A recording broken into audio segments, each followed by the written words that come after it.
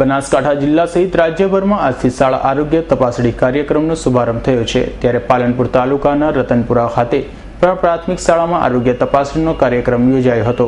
બનાસકાંઠા જિલ્લા સહિત રાજ્યભરમાં આજથી શાળા આરોગ્ય તપાસણી કાર્યક્રમનો પ્રારંભ થયો છે। ત્યારે દાતાના પૂર્વ ધારાસભ્ય વસંત ભટોરના અધ્યક્ષસ્થાને યોજાયેલ શાળા આરોગ્ય તપાસ કાર્યક્રમમાં medical officer doctor Satish Prajapati અને આરોગ્ય સ્ટાફ બાળકોની શારીરિક તપાસ કરી હતી। જ્યારે આ કાર્યક્રમને દીપ પ્રાગટ્ય પ્રાર્થના સાથે કાર્યક્રમનો શુભારંભ કરવામાં આવ્યો હતો। ગુજરાત સરકારના આરોગ્ય અને પરિવાર કલ્યાણ વિભાગ બનાસકાંઠાના આયોજિત આ કાર્યક્રમમાં CDHO શ્રી ડોક્ટર આચાર્યએ બાળકોમાં થતા રોગો અંગે તે નિવારવા માટેના ઉપયોગ સાથે શાળા આરોગ્ય તપાસણી હેતુનું સમજાયા હતા।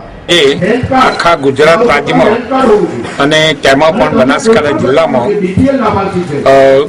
શાળા આરોગ્યનો પ્રોગ્રામ નું ઉદ્ઘાટન રતનપુર પ્રાથમિક શાળા મુકામે રાખેલ છે।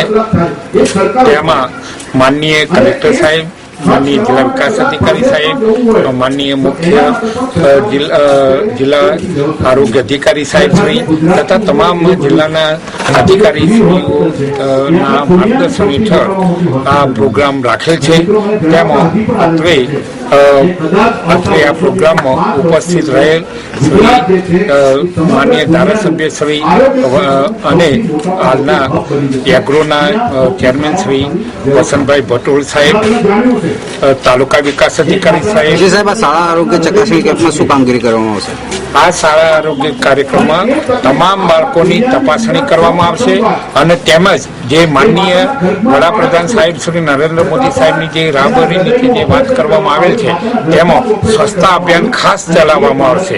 અને માનનીય DDO સાહેબે પણ કહેલું છે કે આ વખતે તો ડાયાબિટીસ જેવું પણ તમે જો વ્યવસ્થિત ચેક કરવામાં આવે તો કોઈ પણ બાળકને જુવેનાઇલ ડાયાબિટીસ છે કે નથી એની પણ અહીંયા તપાસ કરવામાં આવશે અને રૂટીન તમામ પ્રકારની બાળકને કંઈ પણ તકલીફ હશે એ જોવામાં આવશે અને જોયા બાદ એને સિવિલ હોસ્પિટલમાં રિફર કરવામાં આવશે। વધુ જણાય તો બાળકને કંઈ તકલીફ હશે તો અમદાવાદ સિવિલ હોસ્પિટલમાં મોકલવામાં આવશે અને ઘણા બાળકો અત્રેથી આપણા તાલુકામાંથી ઘણા બાળકોને મૂકેલા છે, બેંગ્લોર પણ મૂકેલા છે, તો એવા બાળકોને બેંગ્લોર પણ આપણે રિફર કરવામાં આવશે અને જેની તમામ ફ્રી સેવા છે। સરકારશ્રીનો આ પ્રોગ્રામ બિલકુલ વિનામૂલ્યે છે, આનો કોઈ સમયનો કોઈ વાદ નથી। ત્યારે આ પ્રસંગે મોટી સંખ્યામાં ગામ લોકો તથા બાળકો ઉપસ્થિત રહ્યા હતા। નિલેશ પટેલનો રિપોર્ટ S9 ન્યૂઝ પાલનપુર।